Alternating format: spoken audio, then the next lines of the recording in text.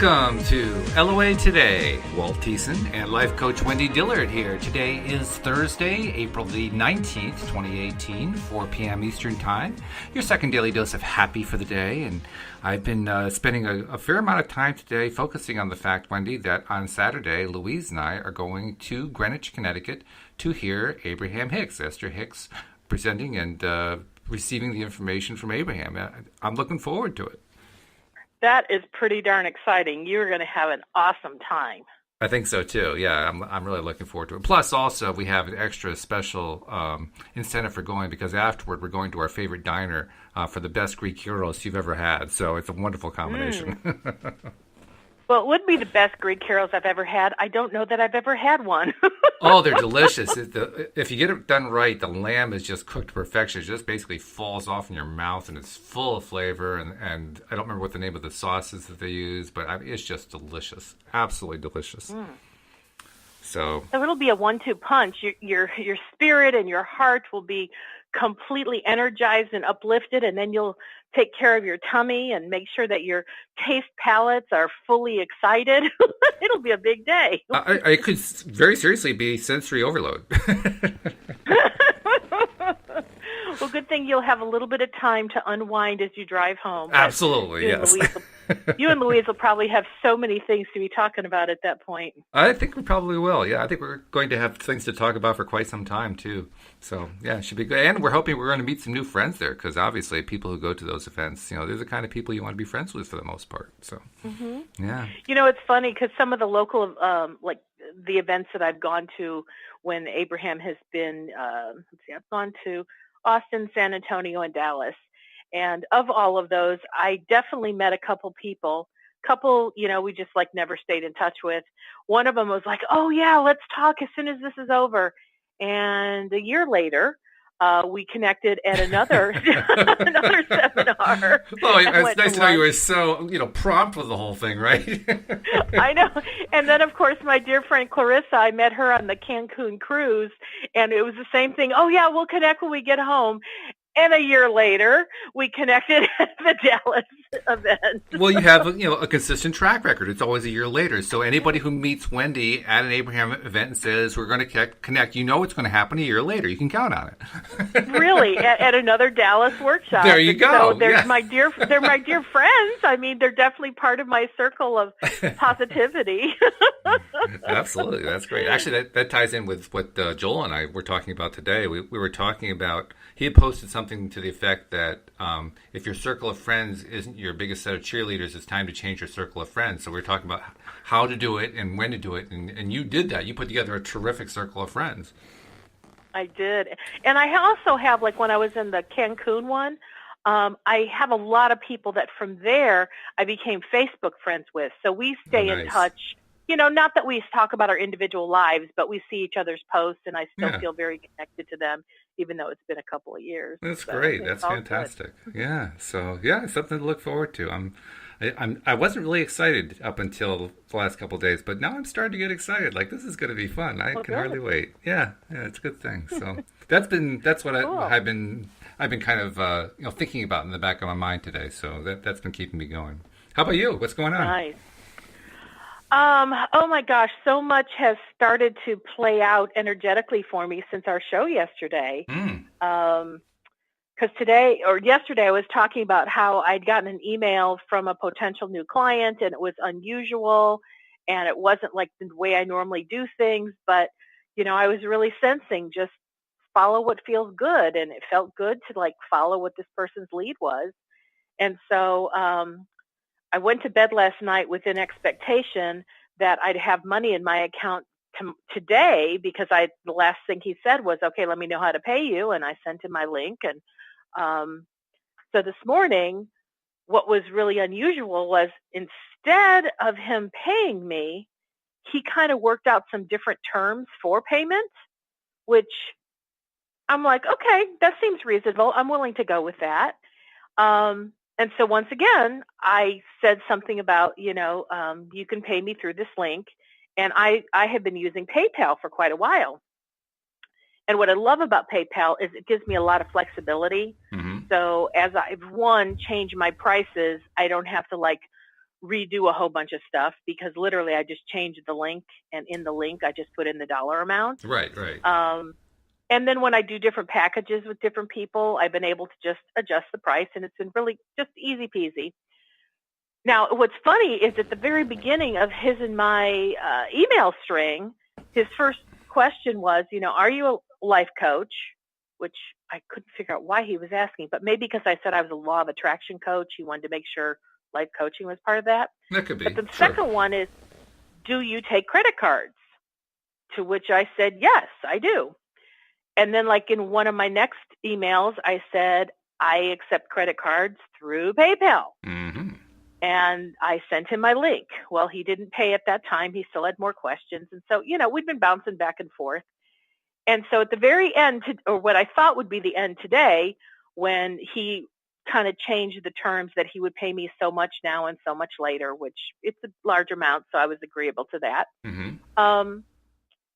When I sent my payment link again, this time he responds back and lets me know that paying through PayPal was not an option for him. And due to privacy things, I won't go into the reasons why, but they seem very legit to me. Okay.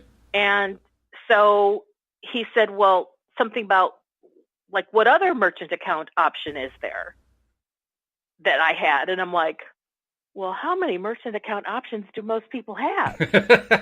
Like you set yourself up for receiving payments with one system and that's what you got, And I said, I like just sat with that going, I don't know what to do. So I thought, well, I know he said he wanted credit card payments, but, he could send me money, like a fund transfer from his bank to my bank. Mm-hmm. Or there is a Facebook option, but you have to use a debit card. So I threw those out, and I was a little before sending the email, like something wasn't quite right. Mm-hmm. But I did sense, go ahead and send the email. So Mm-hmm. I did. And my thought was, okay, so what's up with this? And I really was sensing, he'll take it from here. Like there's more information yet to come. And you don't have to provide everything because he's going to provide some information next. I'm like, okay. And all along throughout this whole exchange, it was really testing my willingness to be flexible, to stay in the moment, and any decision I made, line up with it before I commit to it. So even like him asking for a different payment arrangement than what I normally do, I didn't just say yes or no. I sat with that request and I just kind of said, how do I feel about it? And I went, well, I said to myself, well, it's unusual. And I said, then I just kind of asked myself questions. I had a conversation with me, and I knew that my infinite being was a part of the conversation. So the conversation went something like, how do I feel about this? And I went, well, I'm willing to be flexible. There's no reason not to be. If I can do it, why not? I'm like, okay, well, is this going to set a precedence? And I went, and so what if it does? Yeah. And I went, okay. And at this point I said, so are you okay with accepting his terms? And I thought, yes, I am. And so that's what allowed me to send that email. And then, when the email was about, okay, my PayPal was not sufficient for him. Again, I had to sit with it and go, well, now what? And I didn't respond right away. I kind of walked away from my computer and kind of did a little bit of my day job work. And then I just had a sense, open up his email again. And I reread it. And this time I came up with the two options. And then I was, going, okay, can I send it? And I was like, doesn't feel quite right. And I went, okay, what do I change? And again, I'm having a communication between me and me. And the other me is my infinite being me. And yep. I really sense, go ahead and send it. Something's not, it's like everything's not quite complete, but you're okay to send the email. And so when I did, I'm asking, and why would I send an email when it's not all complete? And because you don't have all the answers, he's going to provide some information or data that you need next. Yeah, that's fascinating, that part. I'm curious to see how that one's going to work out, because that's interesting. Well, and so then he responded and he said something, because one of my things was I told him what bank I was at when I was suggesting the bank fund transfer. And so he said something like, PayPal will definitely not work for me. Can I suggest or ask for you to set up a different merchant account? Perhaps the one with your bank. That might be easy. And I thought, well, maybe. And what was interesting is I took a break before I got his email, and I went and chatted with my friend Keisha about it. And I said, can I just brainstorm with you? And so we kind of went back and forth. And what made it a fascinating discussion with her is she had like her points of view, things that she was like, ooh, that's a red flag. And I said, that's not a red flag to me. She goes, really? I said, yeah. As a matter of fact, she was saying like the way he was communicating just felt really off to her, like maybe something was odd about this. Mm-hmm. And I said, you know what? He sounds like all of the executives that I work with. And I've been working with him for 10 plus years. And I said, these executives don't know how to spell. They use incorrect grammar. They're so used to texting that when they write long sentences in email, they don't write the way you write normal grammatical sentences, etc. They're doing shortcuts. And she goes, yeah, but like he wasn't answering all your questions. And I said, that's typical too. What I've learned, if I ask more than one question, I will only get one question answered. So I might ask 3 things of one of my executives that I work with, and I'll get a response to one of them. Yeah, I've run into the same thing with clients who weren't executives of large companies that just ran small local businesses. They do the exact same thing. Yeah, and I just said, I think this is just a typical communication thing. Yeah. I don't see it as a red flag at all. I just see it like, this is something I'm really used to, and part of how I live my life now is I tap into my infinite being, and I just ask my infinite being to help fill in the gaps. Like energetically, what is this person saying or asking or wanting? And it's kind of inconsequential to the actual words being used in the email. And so, as Keisha and I were going back and forth, I said, no, this is not a flag. This is not a flag. And she had some other things. She goes, but then, here's what I love about my relationship with her. She said, okay, let's just boil it all down to like, where do you think this is at? What is it you're looking for? And I said, well, and she said, does it feel light to you to do a new merchant account? I said, yeah, it really does. Now, I've had merchant accounts in the past, and I said, yeah, it feels light, but there's a little piece that's kind of like, rubbing me wrong. She goes, what's that? And I said, oh my God, this thought is left over from my old belief about I'm part of working class and I have to save every penny. And I said, I have this don't waste money thing going on. She goes, what do you mean? I know what you mean. I said, well, about a year or so ago, I had set up a regular, meaning not a PayPal or a Square merchant account, one with a banking institution, right, where you could take every card. And when I did that, I, at the time, was launching a new product. And I was expecting it to be pretty big money because I think it was a precursor to where I am now. I think it was the desire for me to start on Project X, but I hadn't lined up the energy yet. I was just taking action.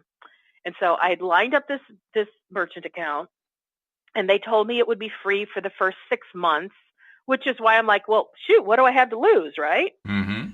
Then I found out later when I start getting billed $5 a month from some other merchant account company that apparently is part of what they did, that the merchant account actual company has their own fees, but this third-party company that I was going through, that's who I was getting my 6 months of free stuff with.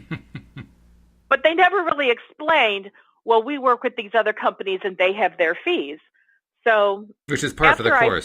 Whenever you're dealing with merchant accounts and merchant account services, that's par for the course. So the one thing you can always count on is that there are more fees than they told you about, and you have to dig to find out what they are.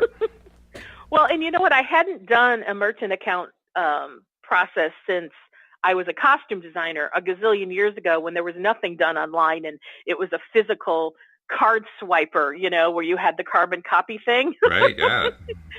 And so that was a very different process back then. And so anyway, when I had this set up last year and I realized that the product that I had launched was kind of a bust, it didn't go anywhere, I went, you know what? I don't want to just pay $5 a month and then their fees are going to start in 6 months when I could just tell I was being guided, take a step back. You'll get back in the game, but not right now. And so I canceled that whole account. And so that's what was in my mind today. Like, I don't know, am I even willing to commit to $5 a month? I love the way the human mind works. It's just amazing. And of course, as soon as I'm saying this to Keisha, like, I don't want to spend $5 a month if this is only going to be a one-time thing. And I looked at her, I said, oh my God, this is left over from my I'm poor thinking, like I'm a poor, wretched, working class gal and I'm never going to climb out of this status. And I'm like, really, Wendy, you don't think you can afford $5?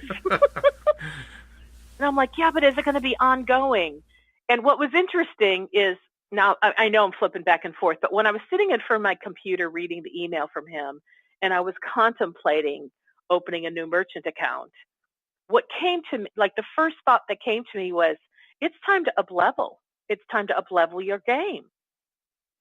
And when I said that to Keisha, she had all sorts of different ideas about, well, are you saying that like only poor people use PayPal? And I'm like, well, yes and no. Yeah, I get your point, yeah. And I finally said, well, it's not that anybody who uses PayPal I think of as poor, but I said people who I think of in terms of, they're doing volume business and really big stuff, they use not PayPal.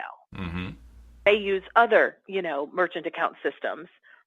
And I said, I feel like it's time to uplevel my game. And it's time to play in that arena.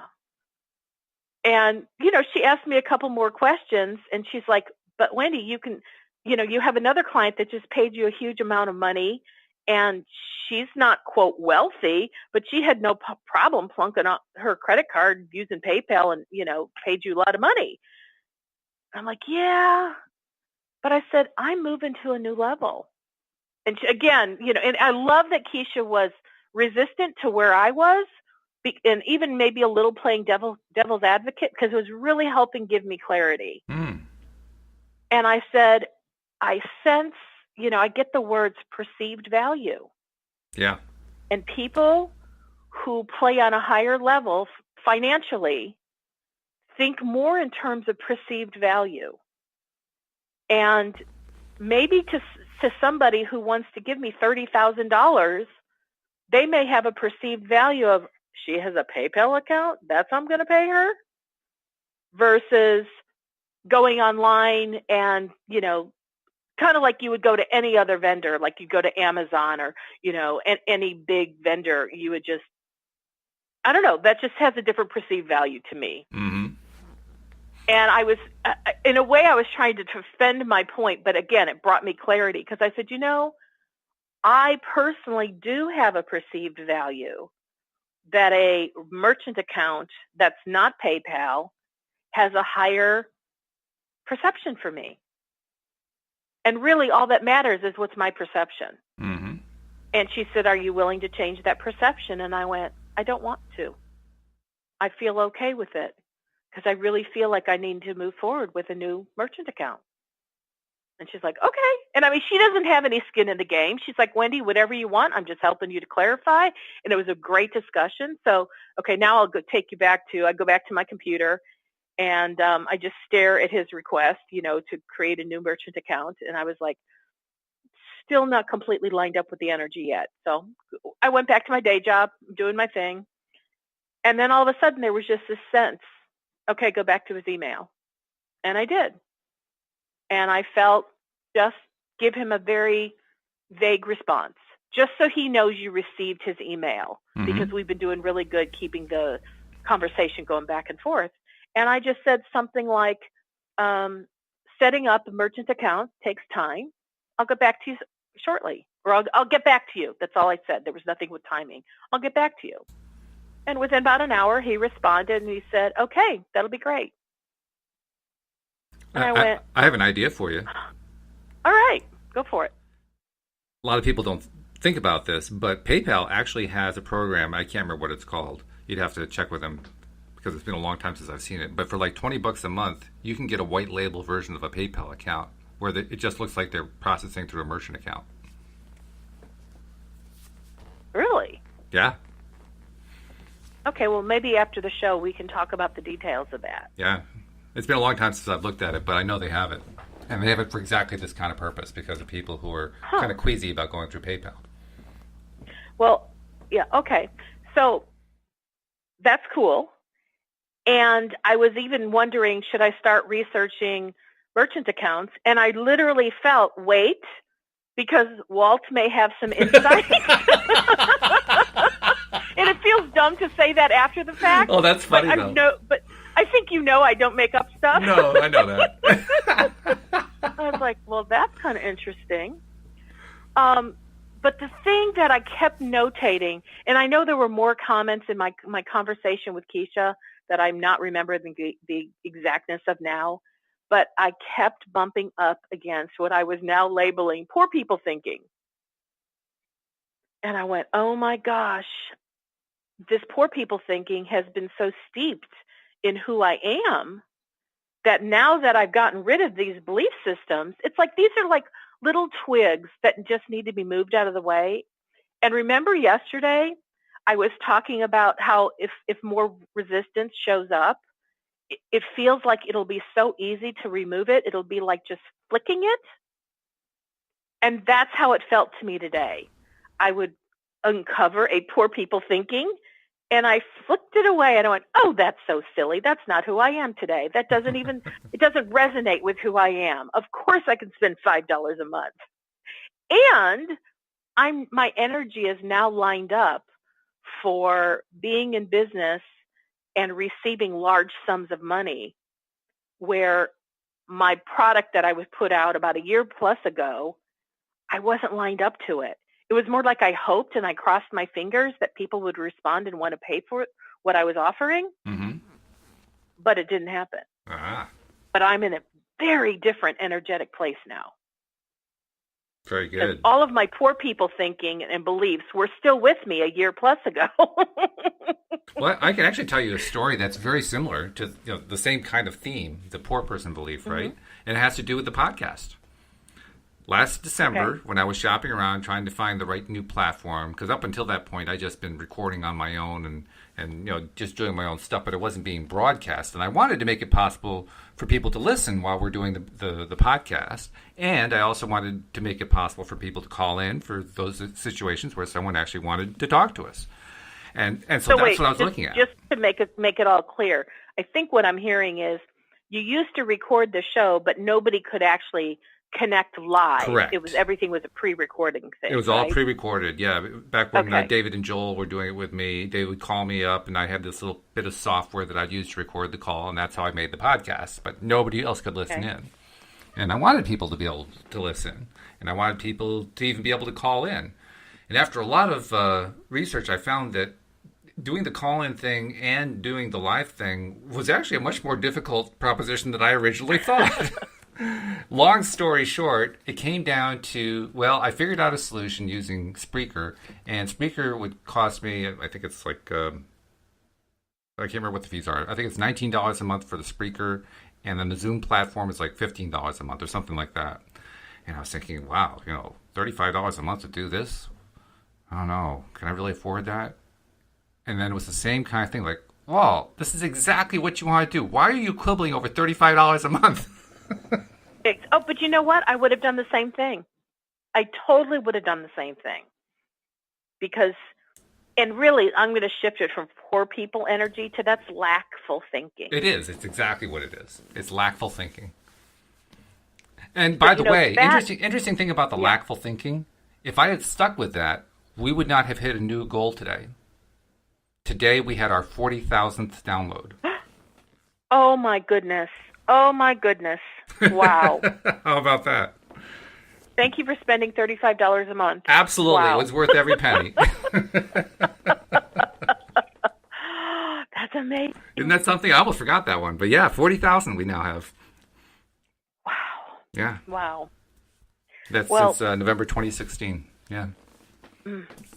So really the thing that I just feel so amazed by is how I made such a huge shift from going from some really big beliefs that did not support me, where I didn't feel like I could move out of the working class kind of environment because that's what I grew up in and that's all I knew, to, this new belief that all that's required of me is to just choose what I want, line up with it, and law of attraction will deliver it to me. And I can break through the working class ceiling and already have in such a big way. And it's like, truly, the sky is the limit, or maybe there is no limit. But if I want, 30,000 a month or 100,000 a month or $1 billion a month, it's all possible. All I have to do is line up with it. And as soon as my energy shifts, the law of attraction responds. And, I shifted the energy one day and this email came in the next day from a potential client. And it's like everything he's asking for is different than how I have done business in the past. Mm-hmm. And as I would feel, ooh, there's something different. I don't know if I like this. Instead of me going, ew, I don't know what to do, there was simultaneously this light, buoyant feeling of, you're moving on up. You're moving through some stuff. You have changed the energy. This is what you're now receiving. Well, maybe the old stuff that I had set in place was rigid, but you know what? I'm playing in a new arena. And there's just this sense of go along for the ride. No matter where it takes me, go along for the ride. And even last night, as I was, pondering, ooh, this could be a really cool client. This could be something that's really fun and, a good amount of money, and didn't even balk at me saying what my full price is. I didn't discount it. It was like, that was so exciting. And then as I was going to sleep, I thought, what if I never hear from him again? What if this just got me to this place, but it's all over? And I had the awareness of my doubting. And I said to myself, really? Do you really believe that? And I went, no, I really don't. And I was just asking, what do I know about this situation? I went, well, I think I could pretty much guarantee that if I start second guessing if he's going to continue this conversation with me, if I start doubting that he's going to keep moving forward, I will kill this deal. Mm-hmm. He won't. I will. Because he'll pick up energetically that I'm not comfortable with this, or I'm bowing out. And he might go, well, I'll go find another coach. Well, who knows? Maybe he was on the fence thinking, I'll go find another coach. Mm-hmm. And I feel absolutely certain if I stayed in that doubtful space, I would have killed the deal. Probably and so instead, and I would say I caught it and I made a shift within 3 to 5 seconds. That's good. It took me longer to explain all this to you than it did to actually do it, happen. Right? Yeah. So about 3 to 5 seconds. And I said to myself, no, this is moving forward. And whatever happens, everything always works out for me. And I have shifted my energy and I'm doing all that I know to line up. And my real job right now is to maintain sensitivity to how I feel, because my feelings will help to guide me what's next. And so that's how I went to sleep last night, with a sense of, you know what? It's all good. Mm-hmm. Whatever happens, it's all good. Mm-hmm. And so when I woke up this morning, I happened to get up. Actually, I listened to the show with you and Joel this morning because I was up extra early today because I had some things I had to do for my day job that were earlier than normal. And I immediately checked my email, and there was nothing from him yet. And so I went, no worry. It's all good. However long it takes, he's coming back. I know he is. Now, did I know that? Maybe not. But I was sensing this isn't over. That much I could tell. This isn't over. And I'm going to stay in a state of knowing that everything always works out for me. So it was probably maybe about 8:30 that I checked my email again.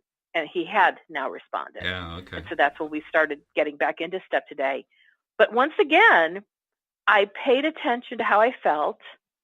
I noticed some doubt creeping in. And I went, oh, this is old stuff. This is how the old Wendy used to be. Right. And I flipped it away. Yeah.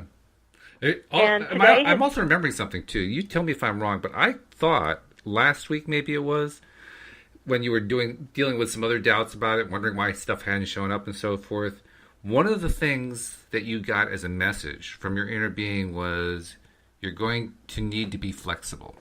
Do I remember that correctly? Yes, but you put two things together that happened at different times. I did. Oh, okay. Yeah, the flexibility is what I was getting the last couple days. Like when I had just received my new belief, that I can have anything I want so long as I choose it and line up with it. That's when I started to feel like what I really want to do is intensive projects with people where I really help them get into their world, kind of like Super Nanny. That's the metaphor I was playing with yesterday. Yeah, that I remember model. that. Right. I just had the feeling you also brought it up last week. It felt like it was a recurring theme. Maybe I'm remembering wrong. It could be that much because I do. Yeah. However that goes, what I do know is I was sensing, be flexible, don't be rigid. Just because I have had a certain way of doing things, like let that go. Mm-hmm. Because there are other possibilities that could like net bigger, better, and faster. And so I was like, okay, I'm willing to go there. And so I've been willing to throw away all of my preconceived ideas of how I thought business had to be done, which now, it's making me laugh. I'm looking over at my first book that I was a co-author, and the title is called Creating Business Beyond This Reality. Oh, yes. I remember that. Which is all about doing things in an unconventional way. Mm-hmm. Yeah. Very unconventional, too. I mean, when your main business consultant is your inner being, that's not terribly conventional. Good point. I like that. It's true. It's very true. I mean, when was the last time you heard a report from Jeff Bezos at Amazon saying that he'd been consulting with his inner being, and here's what he was going to report to the stockholders? Well, and I'm sure many business leaders do. They probably have just not stated it quite so eloquently. I might say I kind of go by an intuitive sense, or whatever. But this journey is just so delightful. It feels like I'm opening a new gift every day. There's always something new to surprise and delight me. Even today when there was kind of like, he can't accept my PayPal. What do we do now? That felt like a little hiccup. And for a moment I went, what do I do? And I kind of got chill, like, hey, chill. It's really all cool. Go bounce some ideas off of Keisha and, you'll get some clarity. And I did. And that's what's so cool. I mean, you've got this ongoing thing that you are so in touch with your other side. You have this ongoing conversation. I mean, I did make it a joke about having a business consulting relationship with your inner being, but it's really not a joke. It's fantastic, actually. It's really amazing just how much clarity you have, and well, it's a tribute to how well you're staying in alignment that you're continuing to get those messages, because as you found out, when you're out of alignment, then all of a sudden the messages stop. But that's not happened. Your messages are continuing. Yeah, which is very, very cool. Very cool. So I know that this is moving forward in a way that is quite exciting. Mm. And this is just like one of the first of many different things that are going to show up for me. But I don't expect this to be like I have to hang my hat on this, like this is everything. Right. Because there is so much more. Like I sense my pipeline is wide open. Yeah, well, what you're doing, even just with this particular issue that came up, is you're setting yourself up so that you're ready for the next client who comes along who also has certain funny things in their mind about PayPal. I mean, I'll be perfectly honest. There are a lot of people who feel funny about PayPal. It has nothing to do with how much money you've got. Oh, yeah. There are a lot of people who just get the willies about PayPal. There have been a number of people who've had bad experiences with PayPal, who made a payment and the payment got screwed up and this and that and the other thing. Oh, yeah. I mean, just Google it. Go Google PayPal sucks. You'll get an education, let me tell you. Oh, that's funny. Hey, I just gave you one of my favorite search routines. Whenever I'm investigating, I have two things that I check on whenever I want to find out about a company. One is the name of the company sucks, and the other one, the name of the company scam. I learn all kinds of information that way. Oh, my goodness. That's brilliant, really. That's quite brilliant. It works. I mean, you can learn a whole lot of information about any venture you want to look into, any special product that you've been offered. You know, no matter what it is, you can find a wealth of information that way. Wow. Yeah, it's very cool. Well, Google is one of my favorite. Cool. There's a lot of reasons that I understand that people are concerned about privacy with Google. I feel very much the same way. I actually feel even more so about privacy from the government, but that's another story. But the point is, despite those limitations, let me tell you, Google is one of the best things that ever happened to us. I mean, and I know you're a good searcher too, so you know what I mean. Mm-hmm. The ability of Google to give us, literally, if we can learn just how to frame the search phrases correctly, to give us whatever we're looking for is staggering. The amount of information we get from Google, if we really take the time to learn how to do it, is staggering. And it's really good information.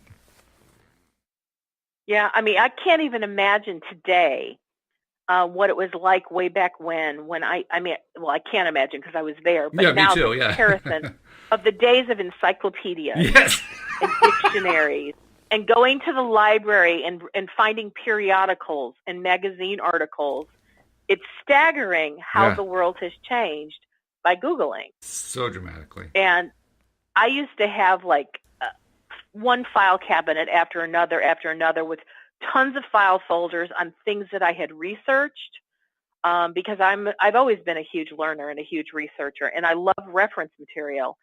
And this was probably 5 years ago or so. I started going through my file cabinet because I always, I did a periodic purge, and I started doing my purge, and my question was, I'd look at this folder, this data, and I'd say, okay, is this something you really need to hold on to?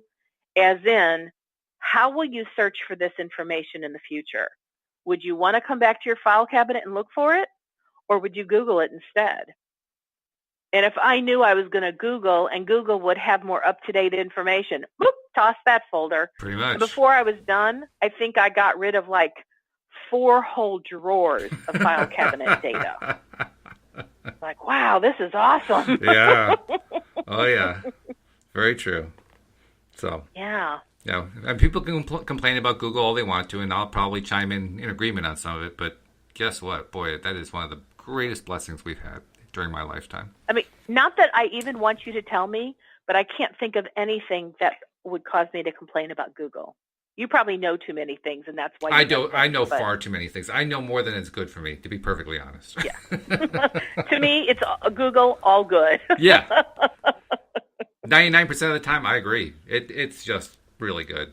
Really, really good. There's just so much there. I mean, Keisha and I, like, if we go out to a restaurant, we'll be talking about some subject, and she or I will be thinking about some actor or actress, and we can't think of their name, but we remember the movie they were in or the song that they sang. We're sitting at the restaurant table, and we're Googling, and we'll go, yeah, that's the person. Yeah, that's when that happened.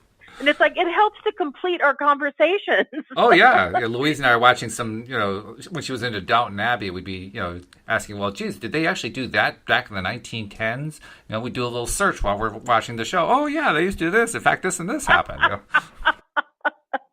That's like I was watching this one new show. It's called For the People. It's a lawyer show. And one of the main characters, I'm like, she is so familiar to me, but her name doesn't mean anything. And I'm like, who the heck is she? Where have I seen her before? And so I put her into, Google. And sure enough, she had done this show. It was for Netflix only. And honestly, I hardly ever watch Netflix. But this is the only series I ever watched on Netflix by just doing like a search of different things. And that's the girl. Oh my God, that's her. Yep. But it was like, if it weren't for Google, I wouldn't have known that. Yep. Like, yay! In fact, I think it was just the other day, Louise discovered something because she's been a real Downton Abbey fan and waiting for the movie to come out and all that kind of stuff. And I've seen more than I really need to see, but I like the last part of it anyway. But point is that 2 of the characters the character Isabel Crawley and the character known as Mosley. Turns out the two actors who are involved there are now actually involved. They're romantically involved. So she's digging up all this stuff about the background of the people who are playing the characters on the show just by Googling this information. Wow. It's crazy. Well, you had said to me at the top, right before we started the show, that what we were going to talk about in the Law of Attraction book was pretty much on the subject I wanted to talk about. And so I'm just kind of wondering, does it feel good to you to kind of jump in the book and have that be something that will kind of support what we're chatting about? Actually, there's kind of a little funny backstory that goes along with this, because normally when we get ready to do these podcasts, the way the software works, I have to put in a title and description so that if someone's listening live, they can get a sense about what the show is about. And each day I normally draw information from the book, saying, okay, this is what we're going to do. Except that the last few days, you show up and tell me like 3 minutes before we go, oh, by the way, I have this big update on Project X. It's like, okay, well, wipe all that out, start all over again. So today I did that once more, and now all of a sudden we're actually going to talk about the book. See, it's all about being flexible. It is. It's all about being flexible. Thank goodness that I can just retype this stuff. It's so easy. So just to remind everybody. Can just add to it. Well, that's true. Yes. Well, I should probably change. No, maybe I'll just keep it the way it is. It's a nice thing. I can decide later. I don't have to decide now. Anyway, the book we're looking at is. Whatever it is, Walt, make a decision and line up with it. That's right. I feel happy. Okay. The Law of Attraction, the basics of the teachings of Abraham. That's the book we've been looking at. We haven't looked at in the last few days, but we've made a lot of progress over the last few months. We're up to part 3, and we're in a subsection that's entitled, Could I Release Counterproductive Beliefs? Which, very coincidentally, as you pointed out, is exactly what you were talking about doing today. Releasing those counterproductive beliefs. So, do you want me to read it? Do you want to do the thing where we split read it? I mean, I can do it either way. Let's do the split. Okay, so I'll read Jerry. Jerry says, could people create in one particular desired direction, even though they've been led to believe by others that they're destined to create in a different direction? And Abraham says, if their wanting is enough, they could. In other words, the mother we mentioned in the story earlier has taught by her society and by her own experience to believe that she could not pick up an automobile that weighed so much. Yet when her wanting was keen enough when her child was in jeopardy, she was able to do it. And so, if the wanting is great enough, beliefs can be overridden. Beliefs are very powerful, and they are slow to change, but they can be changed. As you continue to reach for better and better feeling thoughts, you will find them and activate them, and the law of attraction will respond to them. And in time, your new life will reflect those changes in thought. If you hold to the idea that you can only believe the things that are currently based on factual evidence, then nothing can change for you. But when you understand that the refocusing of thought and the response of law of attraction to the new thought will bring new evidence, then you understand the power of deliberate creation. That's it. That's it right there. You actually ran into a situation where a very old belief came back to haunt you, so to speak, about, I think you described it as the poor people belief, or is that what you said? Something like that. And that lack of belief about money. Yes, it was. And you had a choice. You could have treated that as being factual and irreversible and not to be trifled with. And you would have ended up in a completely different situation from the one that you're in right now, which is where this client is still on the hook and probably going to get reeled in. You probably would have lost the client if you'd stuck to that. And yeah, that's a pretty significant and even, dare I say, serious difference. Just that one thing, deciding whether or not you're going to buy into what the old belief told you, or deciding that you could shift the belief. And I know I remember saying yesterday and the day before that the new belief, because my perception shift was so significant, would dwarf the old belief. Mm-hmm. So even if the old belief would show up in any form or fashion, it just didn't hold any density. It held no power. It was laughable. I mean, when I was chatting with Keisha earlier, and I said, oh my God, I'm feeling afraid of wasting $5 a month. And I just looked at her and went, that's poor people thinking. It is. That was my old poor people thinking. Mm-hmm. And I'm like, wow. I said, I waste more money than that every month just on spoiled food in the refrigerator. But does that mean I'm going to say I'm never going to buy fruit or vegetables again because I'm afraid they're going to spoil? Or even worse, does that mean that you're going to say that you'll never spoil food again? How would you possibly police that one, right?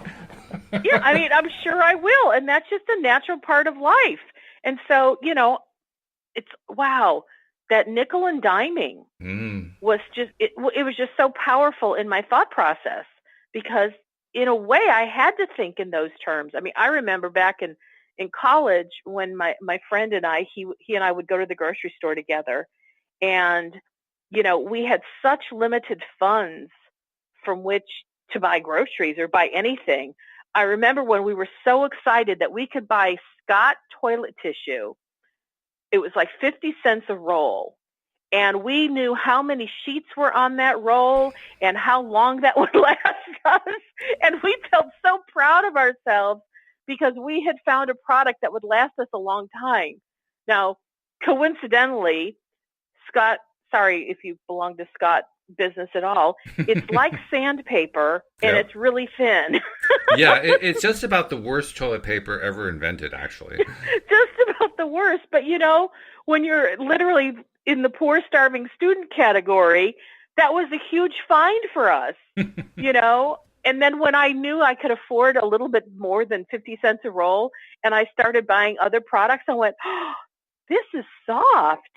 Wow, this is a whole different experience. And I'm like, and it's kind of worth it to spend just a few pennies more. I'm kind of liking this. But, they could have had you on a commercial. That other kind of thinking was just so steeped in every part of my life that even now as I'm thinking about it, it's pretty darn amazing that I was able to make the kind of shift that I had, boom, literally overnight with a new belief that dwarfed the old one. And now when those old beliefs pop up, they are laughable to me. Truly laughable. And I guarantee you, because this is the hit I'm getting now, I guarantee you there are people who will be listening to this show and they'll say to themselves, but that's how I think. Oh, yeah. And I have to because of the money that I make. That's all I can do. I understand that one too. Yeah. And so I mean it with no disrespect whatsoever because you know what? 3 days ago, I was living in poor people thinking, but I didn't even realize that's what it was. That was my normal. That was my normal until I had this epiphany and this new awareness. And I realized, wait a minute, that's the energy I grew up with. But that's not the energy I want to grow with. I want something new. Right. I want to grow into something different, something better, an improvement. I want it. And if I want it, I can have it as long as I do the vibrational work to line up with it. And I knew that was something I was willing to do. And I'm now doing it. And for those people who are dealing with really rough financial situations, first of all, you have both of our sympathy because we've both been there. I spent a large portion of my life there, so I know it really well. And I want to assure you of something. If you're willing to just, you don't have to like ruin your budget, but if you're willing to just shift your thinking a little bit, you can start making little changes, just spending like a little penny here or a little penny there that make you feel better. And when you do that, it sets yourself up so that the next time you have another poor people moment, like Wendy was describing just now, you find another way to just open up a little bit more without breaking your bank. And the more that you end up doing that, the more you get to a place where it becomes easier to shift your thinking more regularly. That's what I found. Louise is the one who actually taught me that. She would like peel my fingernails off of whatever it was I was gripping onto just long enough to say, well, let's just, it's only 5 cents. Let's spend the 5 cents. It's only $1. Let's just spend the $1. And let's see how much better we feel when we do it. And she was right. Almost every time it felt better. And that feeling is what we're going after. That's the most important part of all. Yeah. And I like to play the game that when somebody is exhibiting what I want, I like to say out loud or under my breath, I'll have some of that. That's nice. Some of that. That's good. Hey, universe, I'll have some of that. That's to my liking. I like it. Mm-hmm. Another something that I've used many times is if I see somebody has something that I want, I'll just ask the universe, how do we bring that into my life? Now, when I say how, I'm not saying I'm going to figure out how, but it's just kind of like, hey, I wonder how you, meaning my inner being, the universe, are going to come up with this. But I want that. Yeah, I want that. It makes me Or think I wonder how quickly. Go ahead. I was just going to say, it makes me think of a funny scene from a funny movie, a very famous scene that kind of ties in directly with what you're saying there. The movie When Harry Met Sally. There's a very famous scene where she fakes the orgasm to show him that you can actually fake it. And B. Arthur's character is looking off on the side. She says, I'll have what she's having. And that's exactly the energy. That's exactly the thing that I'm talking about. Is you see somebody having what you want, and you go, I'll have some of that. Yeah. I'll have what she's having. Yeah. And not at all to put myself on a pedestal, but I know that I have shifted out of some energies that were no longer supporting me. If you like the sounds of what I'm talking about, say, I'll have some of what Wendy's got. Mm-hmm. I want to figure out how to get to where she is to have that. Right. And I tell you right now, simultaneously, I'm asking for more too. I don't want to stay where I am. I love where I am, but I'm eager for more. I'm going to continue to grow and expand and have more and be more and do more and play more because it's fun. And this is where I remind myself, isn't abundance wonderful? Yeah, it is. It is. It's truly wonderful because what it really means is the more that we practice doing this, the more we get to have. Yeah. I right now, I think I told you that every time I'd get like a new phrase, I would write it on a Postit note and stick it on my bedroom wall until I went from like a couple Postit notes to like it almost looks like a new vision board with all these Postit notes. And a couple of them have fallen down. And to go get them, I have to move my nightstand, which is really heavy because it's got a slate top. So it's made out of some really sturdy stuff. Yeah. And so the first one that fell down was be happy, live happy. And then I got that one. I put it back on. And then the next day, that one fell off. And then so did another one fall off. And I didn't put them back on the wall because I thought, well, they'll probably just fall off. Their sticky adhesive is probably like got dog hair in it or something like that. Yeah. And just now, as we were talking, what came to me is the reason you're not putting those back up is because those don't support you anymore. It's like I've grown so much that I will get new phrases and new things to put up in their place to better reflect who I have now become. Yeah, that's true. That is what happens. Over time, we grow, we improve, we get stronger, we develop our skills for attracting and so forth. And as we do, stuff that we used to do becomes less important, and the new stuff that we take on becomes more important. Yeah. I mean, like, be happy, live happy was the most exciting thing in the world to me when I got that probably 3 weeks ago. Mm-hmm. And now I just struggle to even say what it was to you because I feel like I've grown so far beyond that. Nice 3 weeks, and I don't know by the exactly.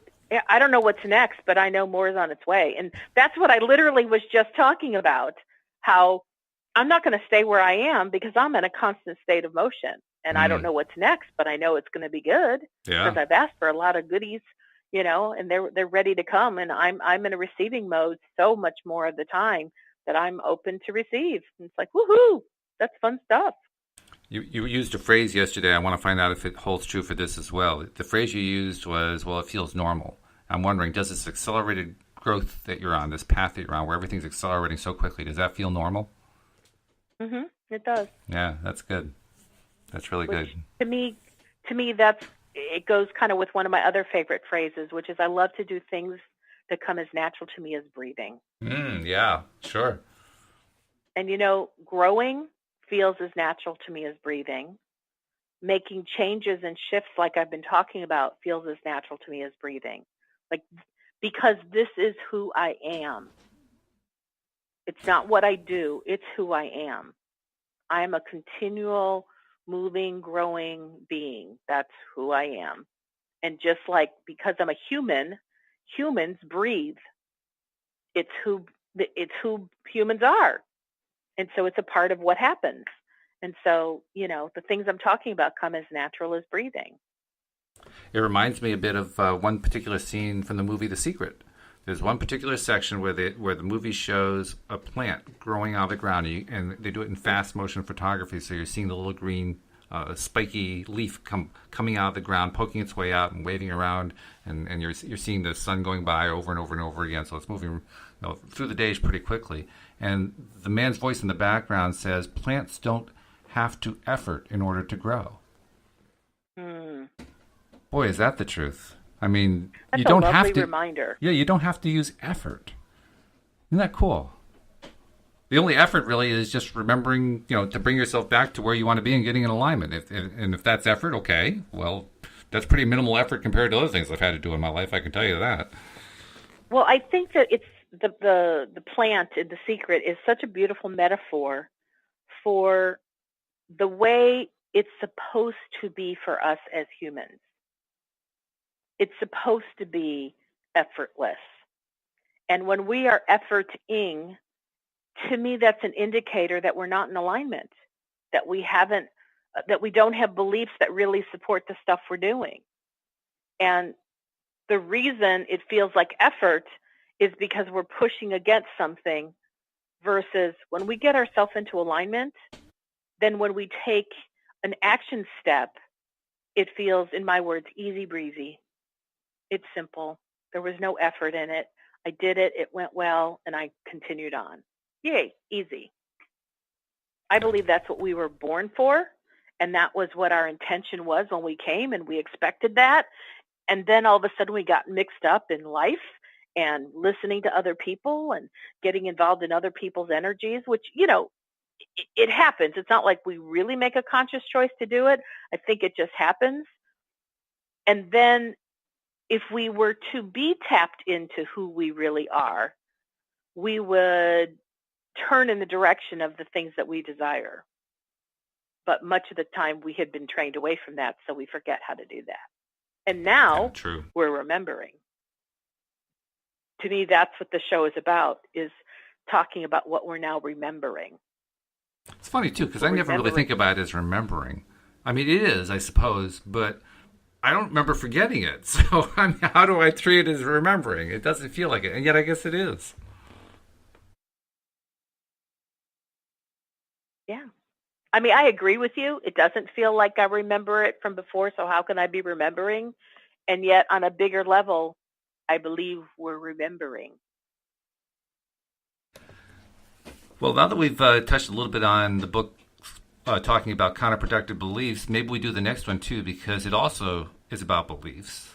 And it's a short one, too. Oh, no, we can't. We're down to less than 2 minutes, aren't we? Well, then we're going to have to save it. I'm glad I saw that. Otherwise, I would have gone over time, and boy, would I have had an editing job then. But that's okay. Actually, I really should take a moment to remind people, because I've been trying to remember to do this with at least most of the shows this week if I can. Most people who are listening are subscribers, and we love you for that. And thank you very much. For those of you who are relatively new to the podcast and haven't heard many of our episodes before, please take the time to subscribe. It's easy, particularly with your smartphone. Whether it's an iPhone or an Android, it doesn't matter. The instructions are right on the homepage, loatoday.net. And it takes like a couple minutes. It's really, really quick. And the beauty of it is when you subscribe, all of the episodes become instantly available to you. All you have to do is look at your podcast software, and boom, there they are, anytime that you want to hear some. And that's what people do. They listen to us. They listen on their way to work. They listen, when they're driving in the car. They listen when they're out on a walk. They listen when they're doing the vacuuming. I mean, they listen when they're doing all kinds of stuff. One of our listeners listens on the tractor. He listens while he's listening, sitting on the tractor. I mean, it's so cool. How cool is that? And I had somebody tell me they like to listen while they're cooking. That's nice. I like that. Yeah. I liked it too. So, please do subscribe and then share. All the share buttons are there too. And Wendy, how do people reach you? They can reach me at wendydillard.com. And we're going to reach you tomorrow because we want to hear more about what's going on with the ever-going saga of Project X. So you're going to tell us about it, right? You got it. All right. We hope you join us as well here on LOA Today. Goodbye, everybody. Bye-bye for now.